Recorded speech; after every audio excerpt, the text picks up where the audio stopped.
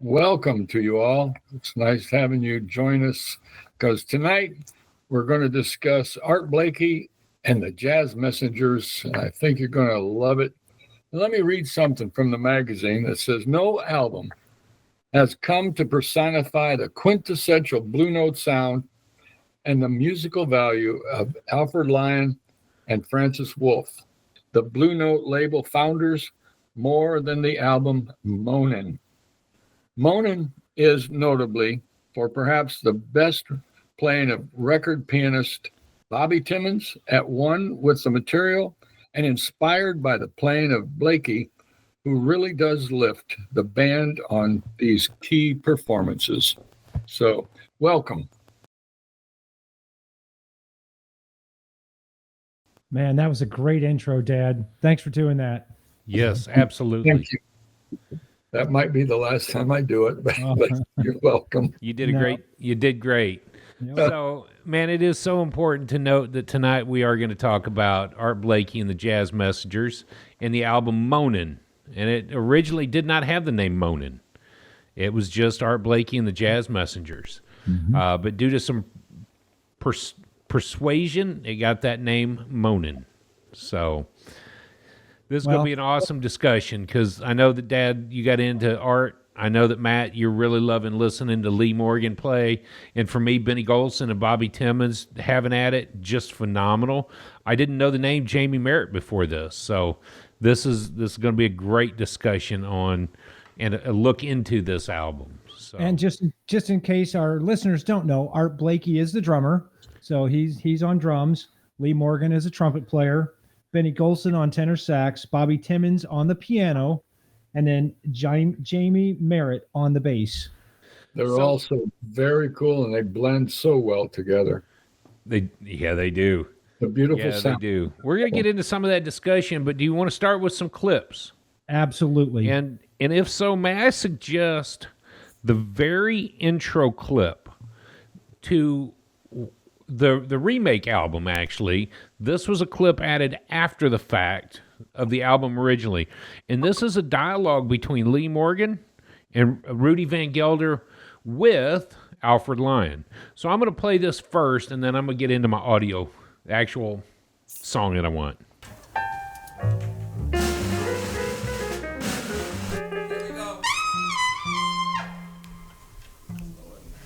Take 4. Rudy, let me get it.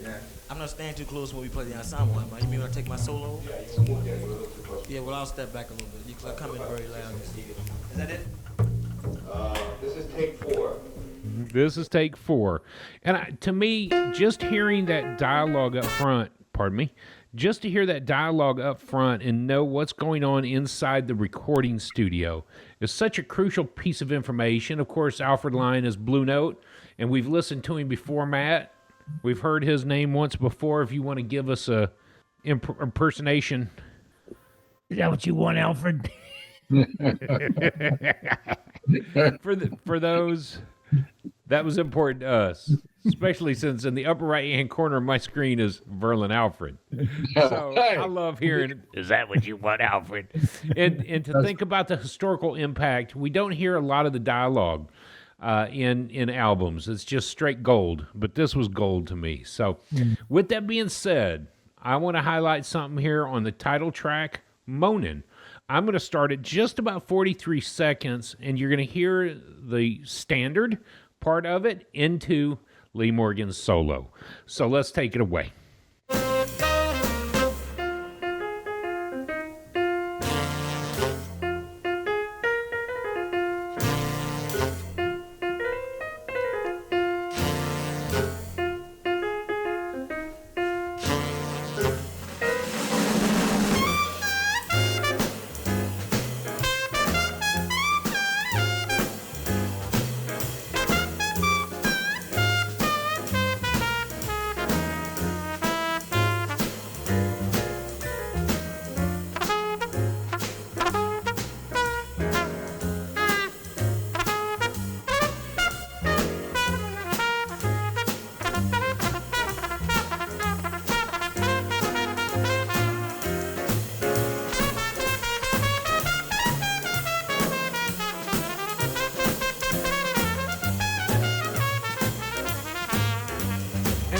I wonder if their dialogue beforehand, I know you didn't want me to stop it because I'd have kept that bad boy rolling. I wonder if the dialogue happened right before this song. And he says, I don't want to stand too close to the mic. Do you want me to come up front before in front of the ensemble? And so I kind of think that that's maybe what was going on here. Moanin' is a Bobby Timmons song. And what hit me about this particular tune is you've heard it. Everybody's done it. It is a standard that will be played over and over and over again for hundreds of years to come, I hope. But it was a song that Bobby used to play in between sets or in between songs, just fiddling. And Benny made mention of it at some point in time in an interview that he played these 8 bars over and over and over again. Why not make it a song? I don't know what to do with it. Let's figure out a bridge. I have gone through some of that experience with our Sunday night ensemble trying to write a song. Well, we've got this cool riff, but you just can't repeat it for 12-bar blues. You need something. It's not a 16-bar jazz either, so you got to have something in the middle. How do we come up with something? Then you look around the room and say, what do we have that would match? There's rhythms that could be duplicated in a slightly different key or in a different tone. Lee then takes that rhythm and adds it into his solo, which I just love. And Lee is just one of the goats of the trumpet. So, You know, I made the note for that song that I love the blues feel groove. It's definitely a groove. There's Yes. a groovy feel just to that song. Like if you're out walking, you can just step pace right to the groove of that song and never miss a beat. That was my note for Moanin'. It's just the bluesy groove. Yeah, I was thinking too when I was listening to it, if that song were played on Wednesday night, those couples that do their dance, Mm-hmm. they could move to that. It'd be so sweet. Yeah. Yeah, it's not really a big band piece, but I'm sure that they could write Moanin' for. I'm sure oh, yeah. big bands have Yeah. Moanin'. Yeah. Yeah. Yeah.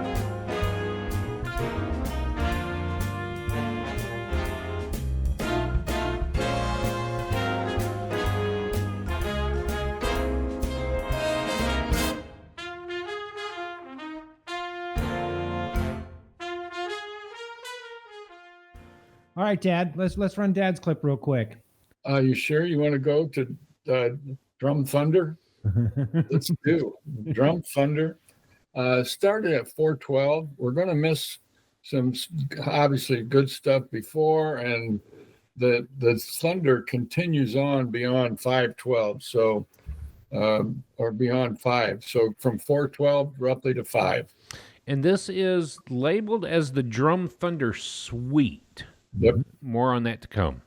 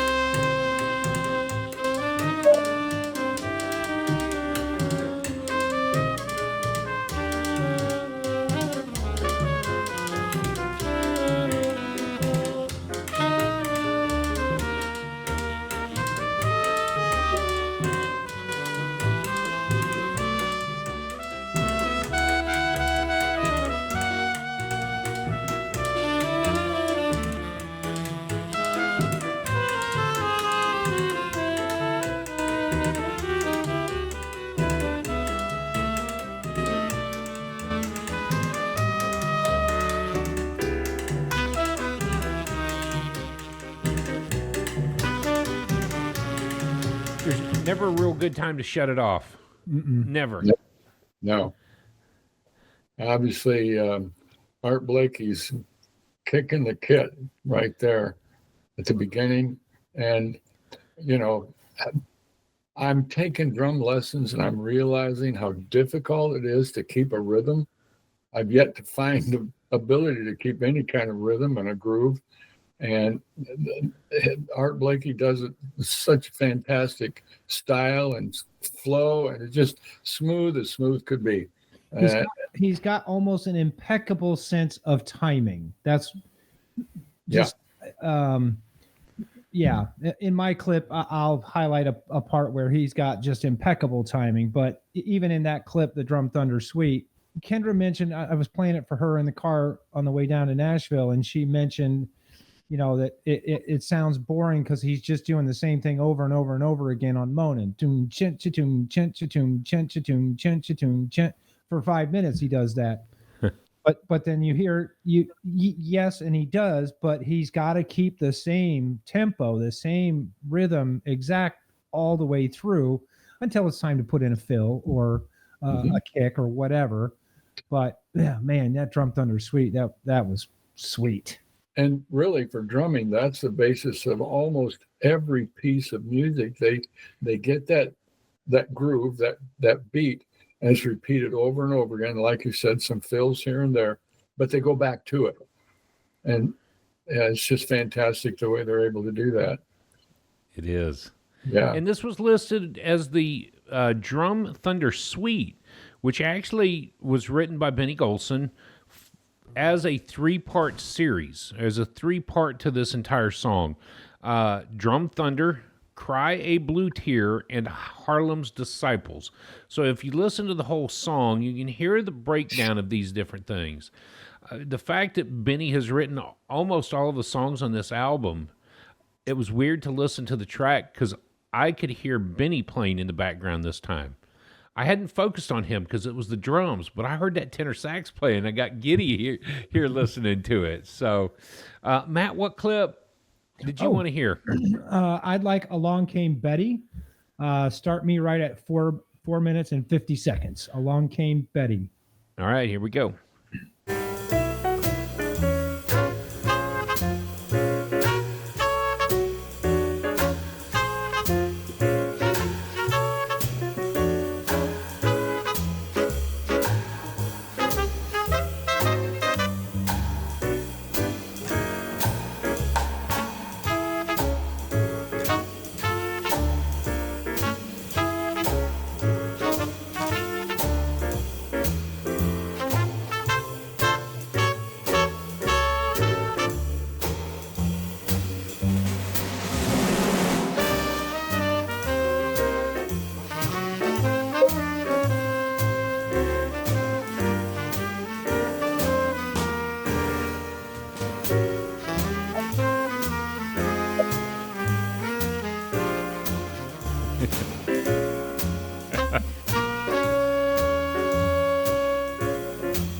Finish it up. Yeah, you might as well finish.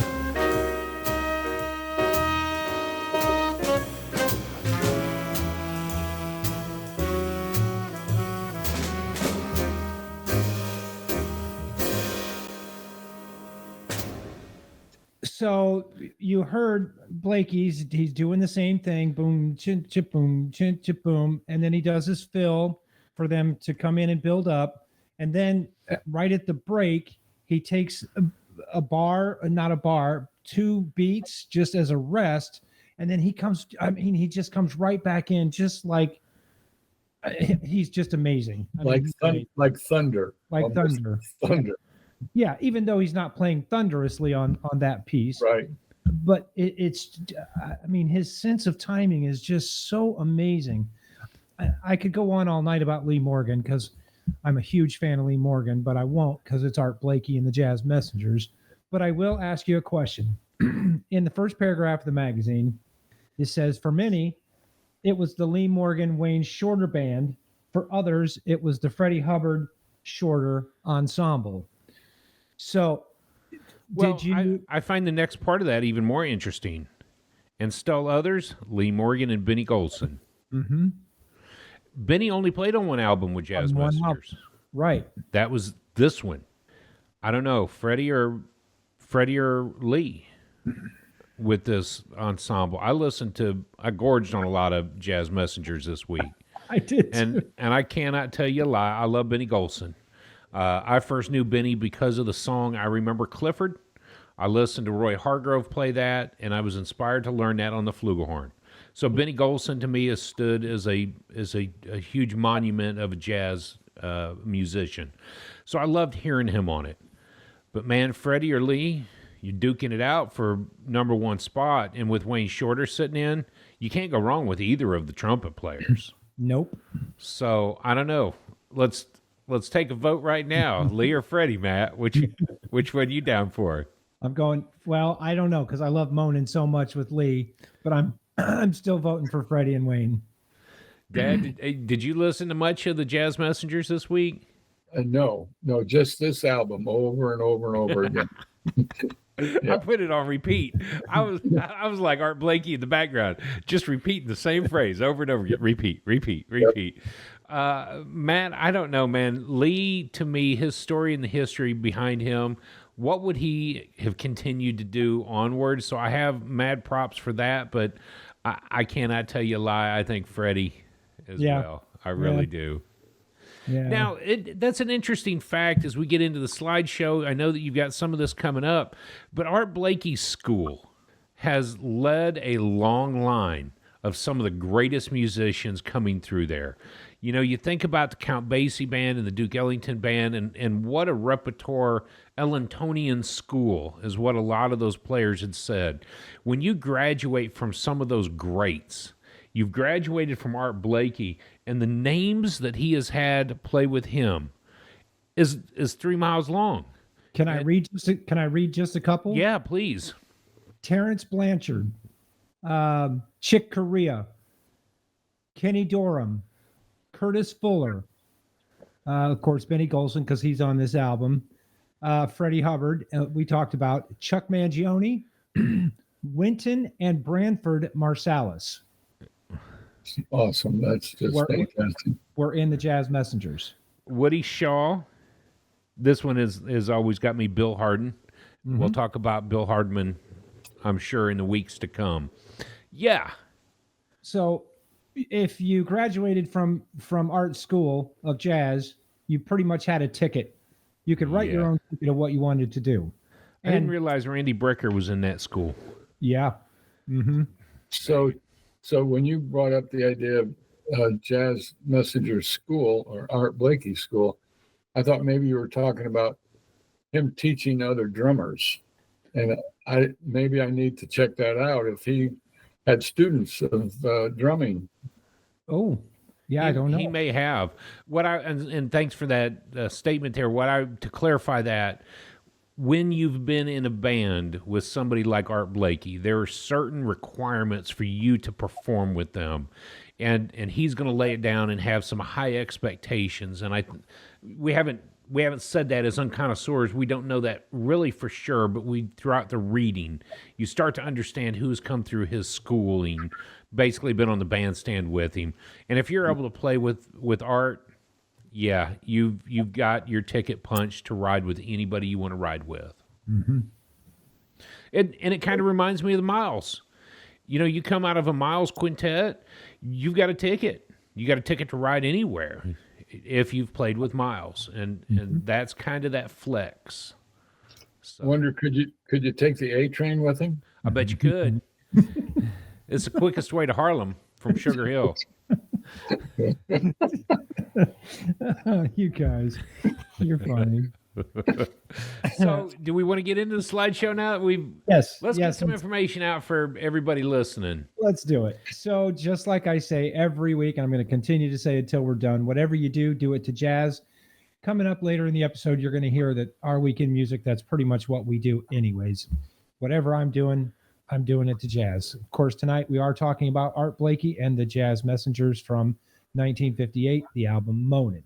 I didn't run out of lingo, but I'm going to change it just a little bit, and we're going to talk about jazz styles from now on. So the jazz style for the day is not hard bop, because that's what this album is, but I'm starting with alphabetical order, and we're going to go with acid jazz. Acid jazz combines the elements of soul music, funk, and disco, and it includes looping beats and modal harmony. I'm thinking Weather Report maybe is a little acid, but I don't know. They may be coming up in our list. You know, when you think about looping beats, you think about Ed Sheeran hitting loop Ed Sheeran, yep. over and over. So they're just repetitions. So the repetitious beats and then adding in some of the modal harmony on top. Okay. Yeah. Soul music, though. That's what I love. Yeah. Because now you're talking about things like Larry Young, Jimmy Smith. Jimmy Smith. So you add some of that soul karma Pharoah Sanders had some of that soul in there, some Charles Lloyd, mixed that in. But then funk and disco, I'm going to have to check into acid jazz. Yeah. Thanks, Yeah. Matt. Not a problem. Not a problem at all. Rabbit hole to jump into. I'm going head first like a swan dive. Well, we rabbit hole all the time anyways. And believe it or not, we're still rabbit holing and learning as much as we can. So, all right, on the next slide, where you can get it, you can find it on all the major platforms streaming. Not a problem at all. It is available on Discogs. I did check this week for purchase, but I would prefer that you buy local. That's why I highlighted that real big at the bottom. Buy local. Head to your local record store. Look for the record. Look for the CD, and buy local. I did put a quote on the bottom of that slide, and we've talked about this before, and we've made reference to it even in some of our other episodes. But music washes away the dust of everyday life. And we have changed it just a little bit, but that's an Art Blakey quote, and we did change it, and we say jazz washes away the dust of everyday life. Music is important. It's a language of its own, isn't it? Yep. And as we mentioned in last week's episode, it's community. Yes, absolutely. Let's move on to the timeline slide. This week I jacked everything up. The fonts are bigger and the colors are brighter. So if you're reading on a mobile device, I hope that you can see it. But in 1919, Art Blakey was born. In 1947, Art Blakey's Messengers had their first recording. And before it was called the Jazz Messengers, his Art's band was just called the Messengers. So that recording took place in 1947. 1958 is this album. It was recorded in 1958. I should have changed that verbiage on the bottom of the slide. It says this album was released, but it was actually recorded in 58. And then the two eras that we mentioned earlier, the Lee Morgan era from 58 to 61, and then you got the Freddie Hubbard era from 61 to 64. One of the eras that I did not highlight was the Chuck Mangione era, and he was only in the year 1966. He just had one recording with him, and it happened to be a live recording. So, all right, let's move on to the information slide, and we'll get into some discussion here. The influences that I found are Chick Webb and Sid Catlett. So those are the influences that I found for art. I didn't listen to any Chick Webb or Sid Catlett. Did either of you two? I've listened to Chick Webb before, but not this week. No. Okay. All right. I did not either. The discography. Art actually has 10 solo studio CDs, not just him playing the drums, but just under his name. He's got 76 releases under the Jazz Messengers name, and then 3 live CDs. So a very, very large collection of work to indulge and listen to every day of the week. The genre that I've got listed, I've got jazz and hard bop. He also plays bebop, and then straight ahead jazz was listed on the wiki page. Straight ahead jazz. I don't know why the difference between jazz and straight ahead jazz is, but maybe in our style lingo, we'll learn the difference between straight ahead and jazz. 6 Degrees was fairly easy this week because there are a list of names that you could have picked from that have played with Miles, but I picked Wayne Shorter. So Art Blakey and of course Shorter's in the band with Freddie Hubbard, and Wayne plays with Miles. Okay, few facts about Art Blakey. Max gave him the nickname of Thunder, and of course that's Max Roach, the very famous drummer as well. Gave Art the nickname of Thunder. He did win the Downbeat Jazz Hall of Fame Award in 1981. His Grammy Hall of Fame Award came in 1991, and then the Grammy Lifetime Achievement Award came in 2005 posthumously. Man. So, He had passed away October 16th of 1990. So didn't even see the Grammy Hall of Fame honored, but usually it's posthumously anyways. So what an honor. And then the Grammy Lifetime Achievement. Yeah, you know who you're talking about now. Yeah. If you had any doubt, let it be summed up with that. Correct. Man. All right. Few facts about Monin. This was Art Blakey's first for Blue Note in several years. He had taken a hiatus with Blue Note, went off and did some other work with some other labels, but then came back to record Moanin' on Blue Note. It was kind of considered a fresh start album. The different band with Lee Morgan and Benny Golson. So it kind of was a fresh start for Art and the Jazz Messengers.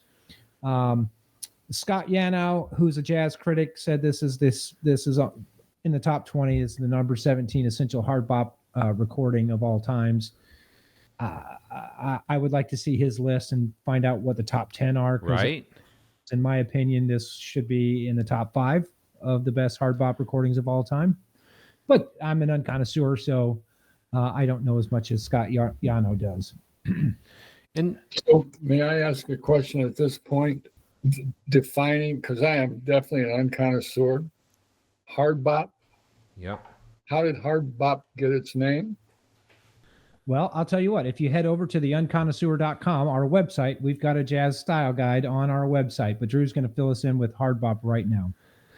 It's interesting because I've been trying to sum that up all week, Dad. And it's an interesting time period because I think most people would list it from 1955 to 1960. Ideally, the stylistic music of hard bop, as I've read, is it begins to bring in some more emotional emphasis. There are smoother melodies. What you're going to hear in the hard bop is much smoother, easier lines to Yep. So you're getting into more melodies. The other that starts to pack in a big influence is in 55 and 60. We've got people like Elvis and rock and roll hitting the scene. So we're mixing in the blues and gospel music. We're mixing in the rhythm and blues. We're starting to find the groove, and like acid jazz mentioned, the funk. It might start to bring in Latin elements and some other things. But ideally what it is it's the focus on bringing the gospel, the rhythm and blues, and the blues into the bebop sound again. So we're going kind of full circle back to the blues into jazz. When I hear the term hard bop, though, all in my mind, all I'm thinking of, they're trying to make it hard to play, but that's completely different because it's not. That was bebop. It was bebop. They Yep. wanted it so complex and so hard to play that it couldn't be copied. Hard bop, it would be a continuation of the bebop, Yeah. but it's not. It's a completely separate style of music, like you said. I'm glad I asked the question. Thank you. Does it help you though? Yes. Yes.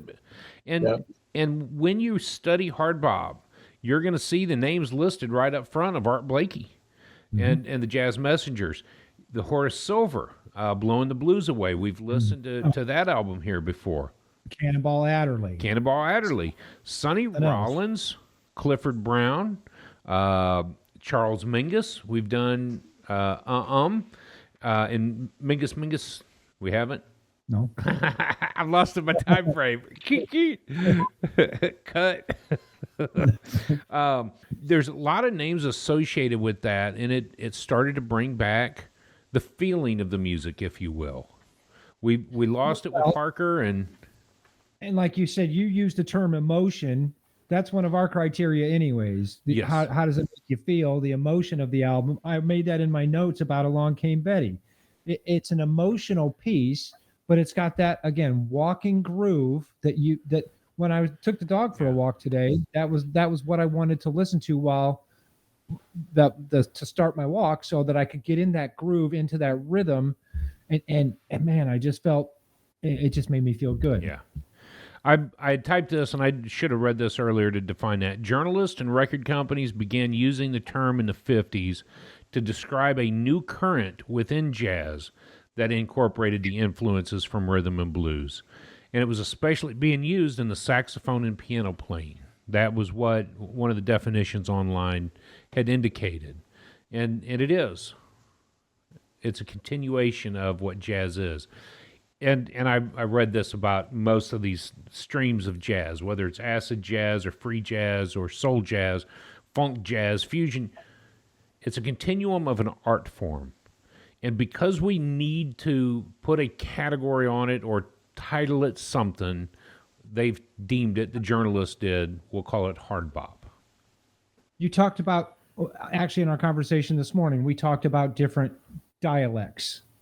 You mentioned the word dialect. It's all jazz. They're all speaking the same kind of language. They're just using a different dialect to get their point across. I love that analogy that you gave this morning. It's a different way of thinking about the same art form, which is about improvisation, syncopation, and the freedom to play what's on your mind, what's on your heart. So It's a great, brilliant. great question, Dad. For Thank you. some dialogue right there. Let's finish up with a slideshow. Let's see. I did say that the Penguin Guide gave it 4.5 stars. All music critics gave it 5 stars, and the Rolling Stone gave it 5 stars. So this album was very critically acclaimed. Moving on to my final slide in the slideshow tonight. Today in Jazz History. This episode is on July the 9th. I cannot believe that it's July the 9th already. But Dizzy Gillespie records Things to Come in 1946. Frank Wright, the saxophone player, is born in 1935. And Miles and Mingus record Blue Moods in 1955. That's an awesome piece of music too, by the way. Blue Moods. Love that piece of music. One final quote. A name doesn't make the music. It's just called that to differentiate it from other types of music, which is what you said just a minute ago. Brilliant quote. Call it whatever you want. And that's a quote from Art Blakey. Call it whatever you want. It's still jazz, just a different dialect. I would like to introduce y'all, our listeners, and you guys to this new album that's done by Charles Lloyd, who, by the way, we covered in episode 58. And this album is titled The Sky Will Still Be There. And interestingly enough, it was recorded when Charles was 85 and released on his 86th birthday. That's incredible to me. Here's a man who's 85 years old, still producing this kind of music. And I'm telling you, you listen to this album, you're going to want to listen to it over and over and over again. Let me just read some of the track titles. The Defiant Tender Warrior. And you get a feeling for some real emotion of tenderness, but yet a warrior kind of mentality, a warrior who can stand his own, but in a very meek and tender way. Enough of that. The lonely one. He has Monk's Dance. And the water is rising, late bloom, broken garden, and balm of Gilead. Now, the balm of Gilead, I've known that for years. That's the balm of Gilead. Not only is it a Bible verse, but it's a hymn that's been sung in church hymnals. It's been in hymnals. The balm of Gilead. There is a balm in Gilead who will heal a sin sick soul, and that's on there. I'm telling you, it's inspiring. This album is a kicker, and I think y'all will really appreciate listening to Charles Lloyd. I have a confession to make. That album, The Sky Will Be There Tomorrow, is a go-to album for me. Really? Yeah, it's already. If I have trouble thinking of something to listen to, it does not take me long to get to Charles Lloyd. Yeah. I Will Be There Tomorrow. Yeah. It's an amazing piece of work. You know, we had good comments about Charles anyways on the episode that we did. Loved his work. But as soon as that came out in April of 2024, that was on the top of my playlist for quite some time. That's good to know. And Matt, I'm going to point out Jason Moran, Larry Grenadier, and Brian Blade, the musicians on that. Those are some names that we should know. Mm-hmm. And as we move forward out of the Great 100 and move into the current jazz scene from the Young Lions in the 80s and into the 90s, those three names that I just read off are names that we will be seeing repetitively. Yeah. So just I didn't realize who they were at the time. The book that I've been reading highlights and features how important they are in the jazz movement. So he's got a banging tribe there to be doing this. And then Eight Kindred Spirits as well, Charles Lloyd. So thanks, Dad, for bringing what's new to the table. What a great album to highlight. So thank you. I'm glad you found it, and you made our days when you text, "Hey, can we focus on this one?" Yes, please. Yes, please. Good. More, please. More, please. It was not work. It was not work putting that album back in my ear. No. Excellent. Good to hear. So let's all talk right. about thoughts on this album. Dad, go. Or Well, do you want to break from talking? no, that's good. That's good. Here, good. I'm going to fold my leg and get my pen out. I'm a good I'm a good listener, you know. And I did listen to this album almost all week long, and I was so captivated by it. I really had trouble putting it down, and except for Charles Lloyd, that's just about all I listened to. And so I was into each and every track, and I wanted to hear it more, each track more and more and more. I did not get bored listening to this music. And what's the March? Remind me the track, the March. That's so cool. That was so cool to listen to. It's called Blues March. Blues March. Yeah. Blues March. And I could think cadence. I could think marching in basic training. I saw you marching in basic training in my mind, and just moving to the groove. It was just so cool, so very cool. I have the song going in my head now, so I know, right? Yep, exactly. So That's pretty good. Pretty good. So for me, for the album, I took lots of notes in my notes that I took last year. This is also the week that we recorded our YouTube episode for the Oliver Nelson episode. So I Yes. put on my notes, it's hard to choose what I'm going to listen to, Oliver Nelson or Art Blakey. But of course, this year, Art was front and foremost in my ear all week long. Like Dad, I didn't have really much else in my ear except to bounce around from the Jazz Messenger albums. I did make the emotional note. I feel the emotion in their songs. I feel it makes me feel good to know that they're putting emotion, that they're putting their feelings into the song, and that I can really connect with everything. I'm going to answer my own question. Well, we answered it earlier, but I'm a Hubbard Jazz Messengers guy for sure, except for Buttercorn Lady and Chuck's on that. Joni. Playing the trumpet. And Dad, if you get a chance, look up Buttercorn Lady. That's the Art Blakey and the Jazz Messengers live album that's got Chuck Mangione playing on the trumpet. Now, here's the interesting part. We know Chuck as the flugelhorn player, feels so good, and all the hits that Cannonball Run hit that he had. His style, though, is the same. He's got the same style that he plays his solo music on Buttercorn. Yes.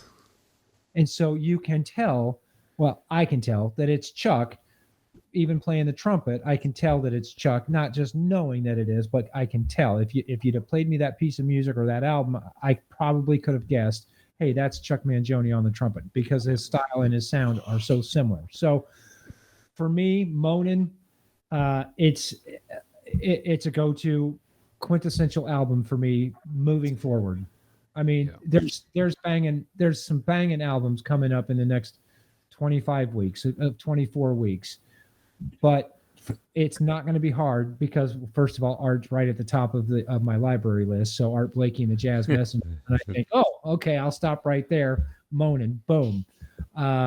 So yeah, I loved it. All right, Drew, your turn.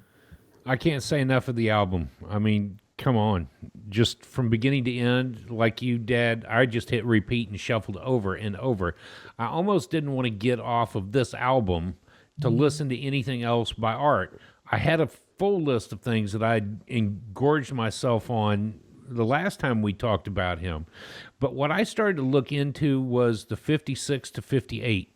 The trumpet player before Lee and before Freddie was Bill Hardman. Mm-hmm. And I started to listen to some of the albums that he was on. Those albums consisting of Ritual and then Jazz Messengers with Thelonious Monk. Holy cow. That man can blow a horn.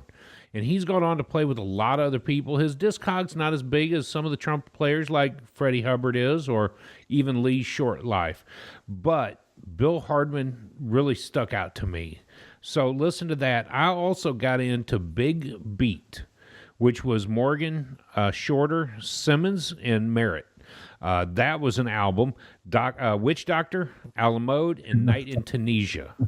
So I said, yes, I've listened to it a million times over, but I've also listened to those albums over and over. And some of that was just starting to understand, what is this hard bop? How would I define it? What would I explain to people about what hard bop is? The dialect. That's the easiest way. So this album to me it really floored me. The consistency of it, though, it's a Rudy Van Gelder and it's a Blue Note. Mm-hmm. I think there's a lot that can be picked up after 75 weeks of listening to jazz music and dialoguing about the top 100. We have found so much that we appreciate about what Alfred did, what Rudy Van Gelder did to mix his audio, and what the musicians they were scouting really represented in the jazz music genre. So for Art to take some time off and then come back to Blue Note, not time off, but to be away from Blue Note to come back, and for Blue Note to say, this is a quintessential sound that we want to move forward. They're no spring chicken at this point in time. So for them to say that, there's a lot of flex in those words for an album in that 58, 59 window, which is already great. I would tell anybody, 58, 59, if there's a jazz album, listen to it. Because those 2 years sum up jazz, which is part of that jazz definition. What is standard jazz? Or the name I came across earlier today, Matt, I was looking for it just a little bit ago.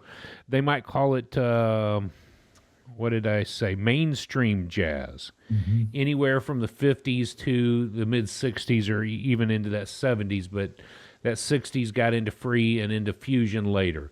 So that 40s, 50s, and 60s jazz, mainstream or straight jazz, but the 59, 58, those are the best of the best jazz albums. I'll have to admit, those are the golden years, in my opinion. Yes. Those are the golden years of jazz. Now, you've got earlier jazz that we enjoyed from earlier periods. We've got lots of later jazz that we enjoyed.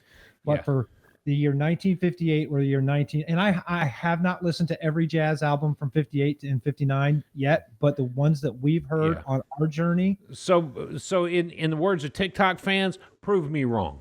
Prove me wrong. Yeah, prove me wrong that 58 and 59 aren't the best years of jazz ever. Yeah. And that leads me to this. While you're proving me wrong and dropping the comments in the link below, don't forget to hit like and subscribe. Hit the little bell next to the subscribe button so you get notified each week as our episodes come out.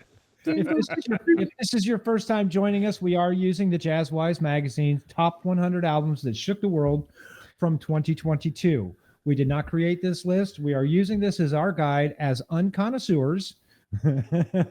We are still unconnoisseurs after 75 weeks. We don't know everything there is to know about jazz. We don't pretend to know everything there is to know about jazz. We're telling you what we like, what we expect to hear, what we enjoy listening to. So I will mention, I forgot it on the slideshow, but Monin was number 52 on the 1999 top 100 album list. It came in at number 28 on the 06 list, and then it moved up 3 more spots to the 25 that we're covering this week. So it is number 25 on the list. Yep. And by the way, Matt, by the time this comes out, great job on that top 25 prediction episode. You too. I think we were pretty close to what we hoped for as we wrapped it up. So y'all take a look at the video that we just put out this past week on our top 25 prediction. This is what we hope is in the next 25 albums to come. Our predictions on what we think we could see between now and number one. And I bring that up now because you talk about the 99 list and the 2006 list. Jazzwise Magazine did do those in those years as a fill-in for their magazine sleeve. And in 2022, they put an entire magazine together based on it. Right. Those lists were some of the things that I pulled my top 25 from. So with that, then yes. You'll also see that in the back of the magazine when you go and buy your own at jazzwisemagazine.com. And just so our listeners who haven't been following from the very beginning know, Drew and I told ourselves from the beginning that we would not jump ahead. We would not look ahead. We didn't even turn the page. We kept dividers over the pages so that we wouldn't know what's coming up. So our top 25 prediction, we recorded several months ago. September 27th, I think. Yeah. Yeah, that's right, because I'm holding my phone up.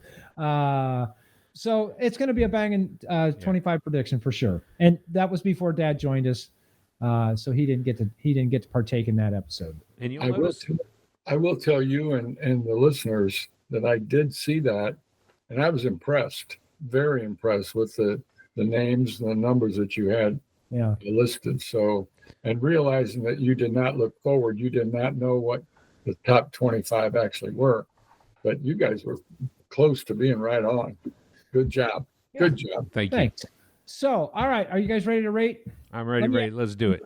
Let me ask you a few questions before we rate, and I ask these almost every week. Never ever would I suggest anybody ever listen to this album. No? You're stuck on jazz for the rest of your life. Yeah. You will never listen to anything else the same way after this album. You don't want to listen to this album. This album is not for you. And yes, it did shake my world. Yes. So man. I've answered it for you. Now, Dad, Yes. Shook my world, man. Shook my world. was that your question, Matt? I'm sorry. Yeah, okay. Would you recommend it to a first-time listener? You already said no, don't listen to it because you're going to be stuck on it for the rest of your life. Dad, first-time listener? Yes, I would. I would say, Might give a caveat for those who don't like marching music. I might suggest to them, don't start there. And if you have a problem with it, skip to the next track and then go back to that marching blues. Go back to it, but don't neglect it. But the album itself, oh man, moved me. Yeah, you bet. yeah, me too. First-time listener, I think wouldn't be my very first choice for a very first album, first-time listener, but it would be in the top 5. Yes. Definitely in the top 5. Yeah. All right, Drew, I haven't asked you in a while, and we haven't set our scores yet. But would you change your score this week? Yes, I would have. Oh, I would too. Yeah. In a heartbeat. Yep. Now, with that being said, I gave the album a 9. So it's already pretty high to begin with. So when we went through this, it was a brilliant album. It was really phenomenal. But I did not understand how brilliant the album really was until a year later, 10 months later, and I'm thinking, wow, I'm witnessing gold. This is what the quintessential jazz is to me. And then you start to understand who's playing. You start to piece together the musicianship that's taking place on stage. And of course, the more music you listen to, the more it would have had to have been a 10 because you wouldn't let me cap it at 15 or 20.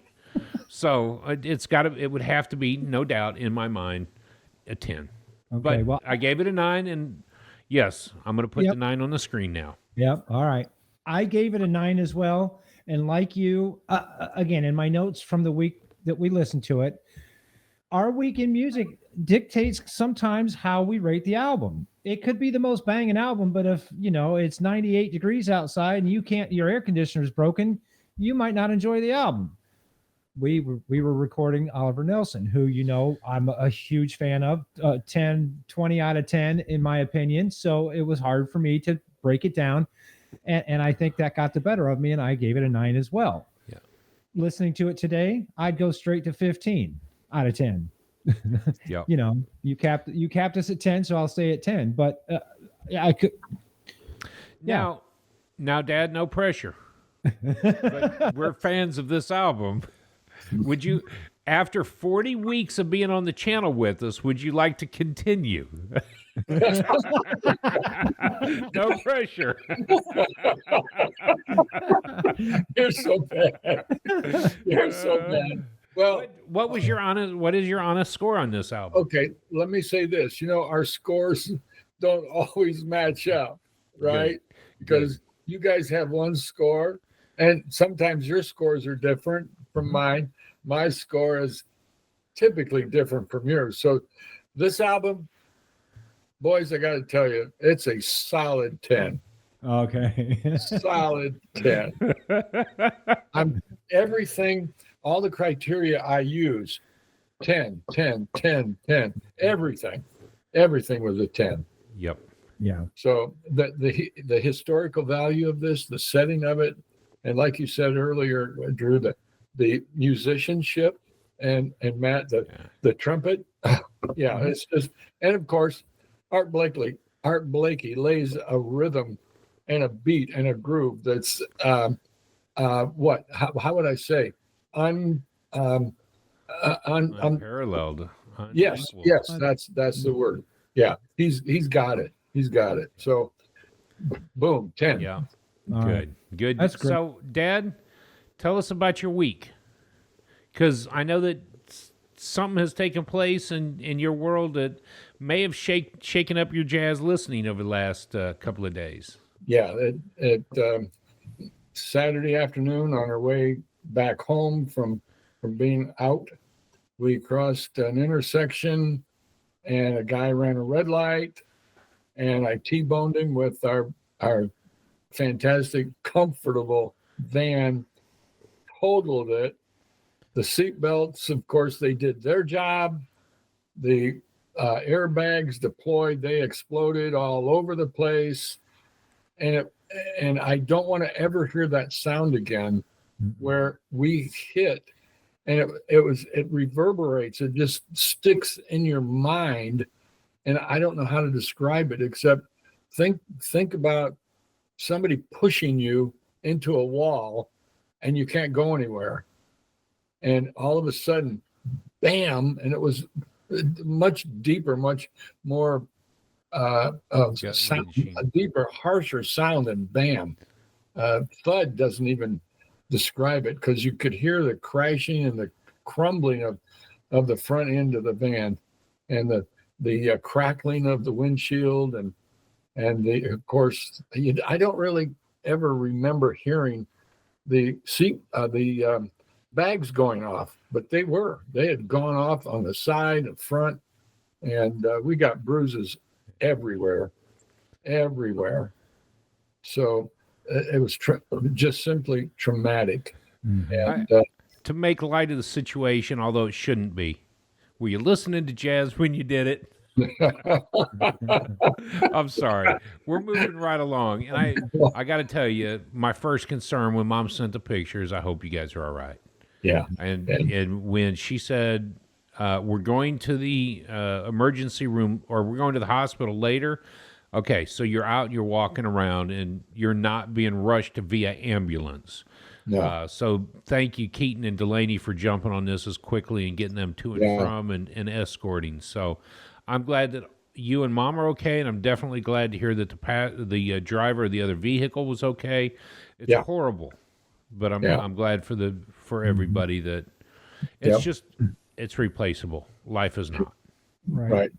But he does have a big job ahead of him because he does have to find another van that's as comfortable as that van. I don't know what it was about that van. That was just the smoothest driving, smoothest riding, bestest overall van. I drove it from here to you went to New Orleans in New Orleans. Yep. And Fort Wayne to New Orleans, forever drive. Did you guys drive it to Miami or to Cape Canaveral this year for our cruise. This year? Most comfortable sitting, driving. So that's your job. Tell me what year, make, and model it was. The 24 Toyota Sienna. Fantastic vehicle. And 2014. 2014. Yeah. Anybody with a nice ride in 2014? What is it? Toyota Sienna. Uh-huh. Yeah, Lime let us green, let us preferably. know. Lime green? Uh, Is that what you said? Mint green. I'm sorry. I did say lime. it Mint was green. more of a grayish color. Yeah. And what's interesting about it, we got that vehicle in California, and your brother Phil That's right. and his two sons, and I drove it across the country, and had a marvelous 8 days or 7 or 8 days coming across, Yes. and In we had Oklahoma. bicycles. You had 8 days in Oklahoma, right? Arizona. We were in Arizona. Arizona. Yeah. Brady That was kept the same. That was the same van that after they picked it up, you guys went back to Fort Wayne, and then he came back down south, and I got to visit him in Dallas. Yeah. That was the van. Yes. Boy, that was a 1,000,000-mile van. Yeah. Yeah. And it just rode and drove so smoothly, and Yeah. there was no problems with it at all. So before that, how's your week in music? How was my week in music? Actually, again, Art Blakey was in my ears most all week, and of course Charles Lloyd. Yeah. Okay. But from Saturday on, we were kind of out of it, still in shock. I didn't spend a lot of time yesterday, though some in the late middle afternoon, trying to process music as well as process the shock Yeah. of the accident. It's traumatic. It was traumatic. Yeah. Glad you're all right, Matt. Well, again, Blakey in my ear for sure. Friday night we got to go hear Lady D and Gunslinger play at it was the Veterans Bike Association Motorcycle Harley bike night out at the Electric Works. Gunslinger set up their equipment in the same spot that we used to record our episode while we were down at Electric Works. So it was very comfortable, very cool for me to be back there and watch Lady D perform with Gunslinger. And it was an amazing night. They played a great 2-hour set. Some of the bikers were less than respectful, I should put it that way. They drive through that alleyway and just rev up their engine so loud that you couldn't hear the band. And then we had one guy, unfortunately, right as the band was finishing up, he wanted to play his music as loud as he could and overpowered the band on their last number. So again, it is what it is. People are people. I understand that, but there's live performance there. And so the band did an awesome job. Lady D, of course, knocked it out of the park. Last night, I got to go downtown and hear the Fort Wayne Philharmonic for the Patriotic Pops. Now, this episode comes out on the 9th, but we record a week and a half earlier, so it's still only the 1st, July 1st. Patriotic Pops. I got fireworks on my anniversary, on my 35 year anniversary. We saw the symphony and the fireworks for the Patriotic Pops. So, congratulations. I told Kendra I set this all up just for her. Yes. That's awesome of you to set up a firework display and live music. Yeah. It's a big deal. Yeah, she loves fireworks, and I set it up just for her. So, but yeah, the Pops, they, of course, you get the quintessential American songs playing, but they also did a couple of jazz tunes. He was kind of making his way through American history and the history of music. He did this. He also included some movie soundtracks. So he did Jaws and he did Superman, the theme from Superman. So it was a great night. The weather was absolutely perfect. It wasn't too hot. It was a great night for the Pops. So, and then of course, more Blakey in my ears today, just getting ready for the episode. So yeah, good. That's my week. Good. Well, last week we finally adopted a new dog, picked him up at the shelter, which has been, they're overcrowded. So we have a new dog. He is a big-headed monster. I'll put a picture up. We took him to the vet just right before we hit record on this. We got back just to have our vet, who we love dearly after 25 years of doing business with her, both in Dallas and here in Austin. Just check him out, make sure that we're good to go. We'd had some questions about age and want to make sure that he's set for being one of our babies from here on out. She did confirm he's about 2 years old, so we're excited. He gets along with our other dog, and he is a ferocious looking lap dog. Weighed in at 70 pounds today, and she said he'll probably be 80, 85, 90, and that's kind of our dogs. He's a big doofus.